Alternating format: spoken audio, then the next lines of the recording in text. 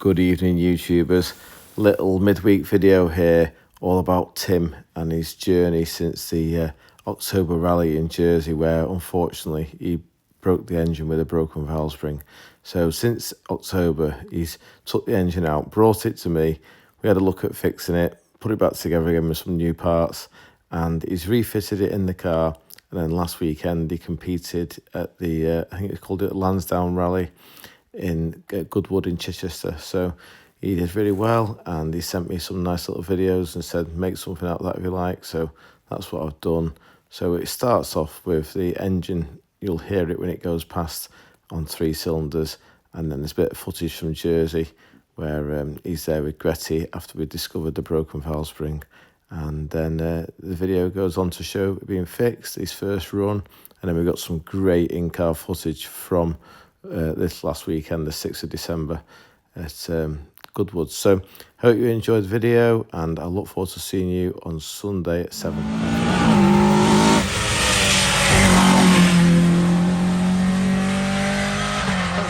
Okay, YouTubers, unfortunately, Tim has broken the car.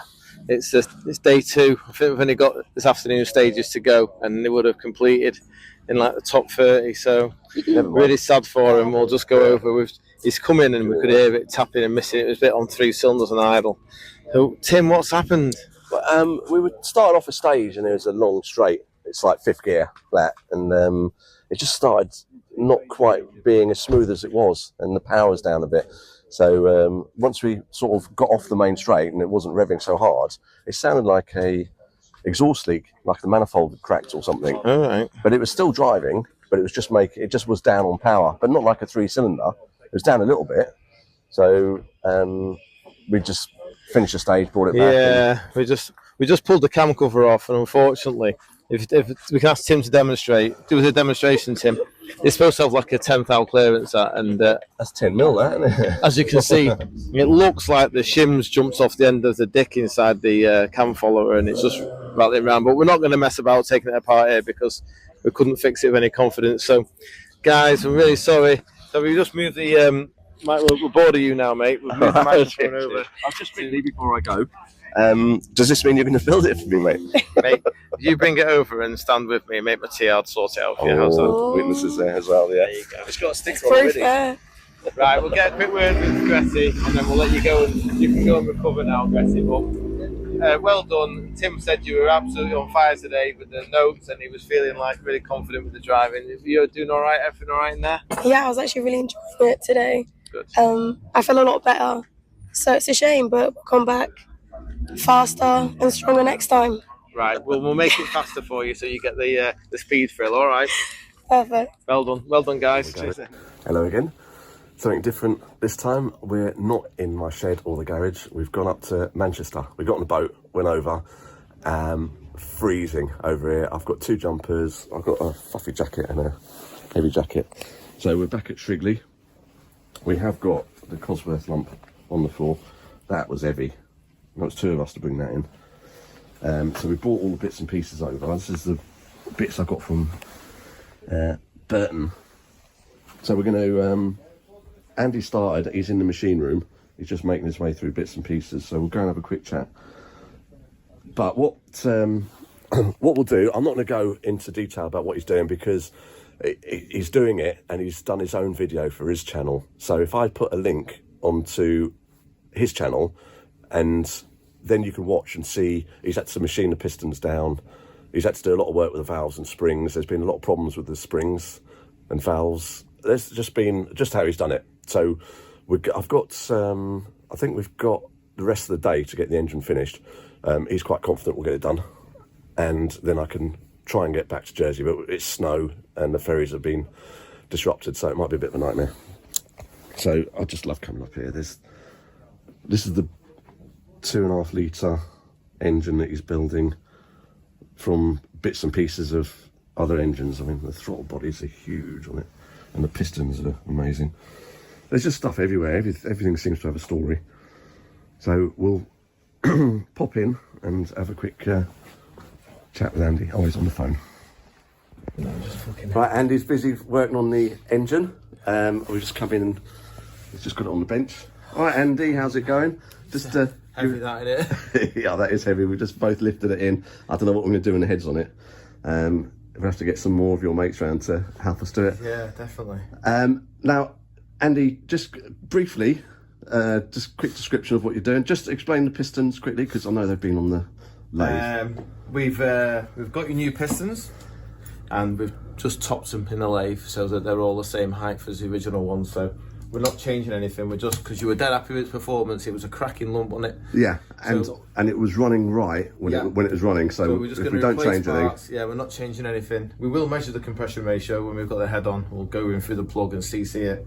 But yeah, head's all got new springs, new valves, new guides, new buckets, new valve caps, titanium valve caps, and we think we might have found a bit of an issue as to maybe why the valve spring broke, because it was on full lift, it was virtually coil bound. But that's all on my video if they want to watch any of that. So yeah, if any of your viewers want to.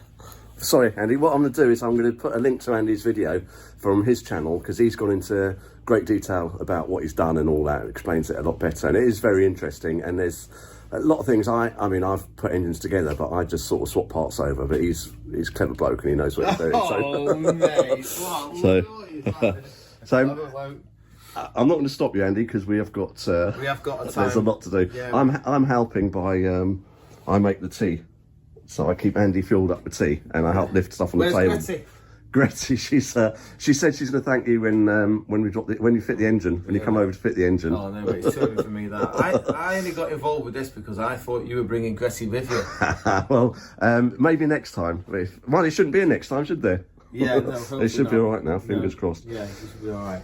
Right, good stuff, Andy. Well, cheers for that. We'll, I suppose we'll carry on with the video once I'm putting the engine in the car and getting it done. So, in and hopefully get it back together today. Nice one. You're a star. Cheers, mate. All right, pal.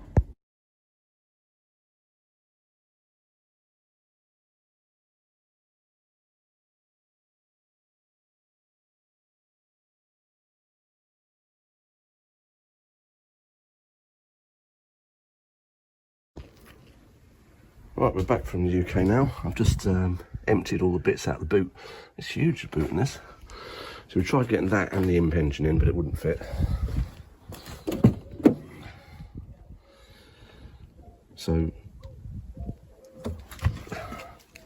yeah, that's an imp engine there. Right, have you? All right, well, I'll try it.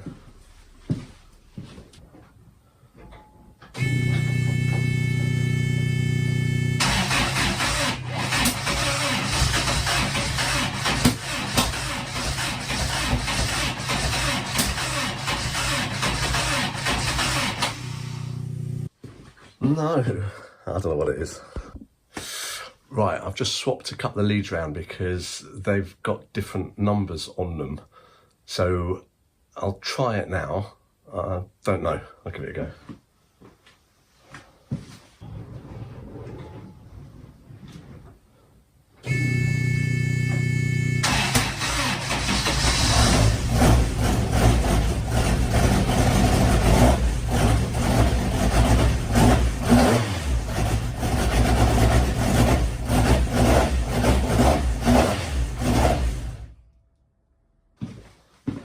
Result, I should have not looked at the numbers on the leads. I should have looked at where the leads were going. So I just swapped 3 and 4 round, and it works. Beauty. I'm well chuffed now, but I've got to get out of it. It's smoking. I'm chuffed to bits now, and it sounds sweet. I've got to take it for a run, but it's going to be. I need to get it warm first before I run it, and it's getting late, and it's not fair on the neighbours, and we've got kids up here as well. So yeah. One thing I did notice, I thought I'd just check the level in the dry sump tank, and it was right down. So I put like 8 litres of oil in there, or 7 litres. And after I primed it, the level was quite high still. It was where it should be.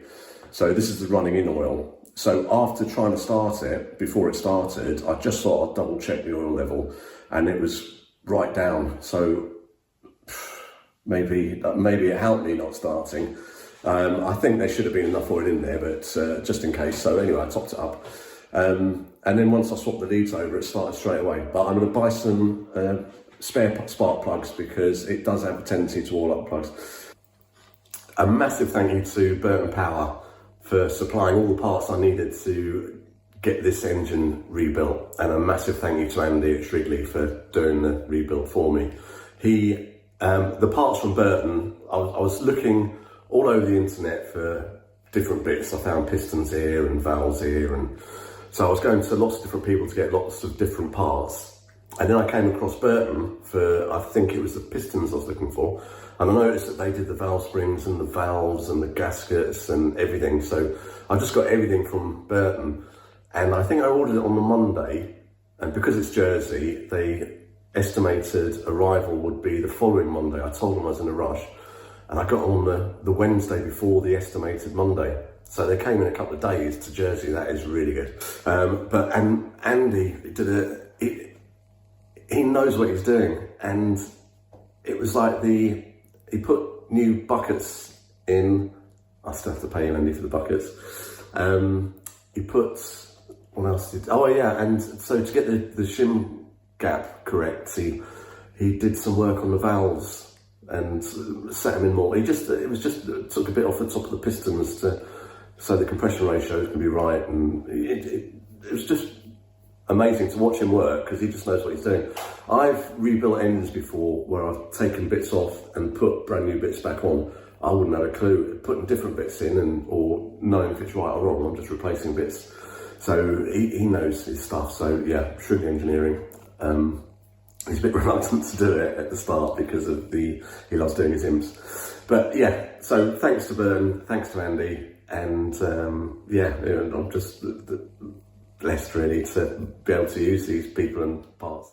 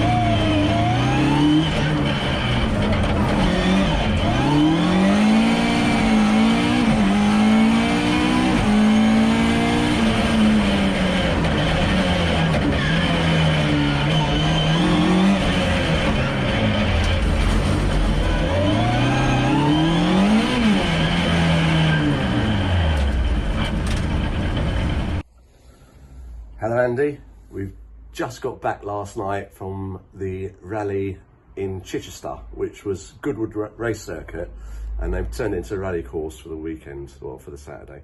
So bitterly cold, and it didn't stop raining. It was yeah, it was testing conditions, and the cars, I've just put it in the garage. It needs a good clean, but I've got so much to catch up on. Everything's been upside down since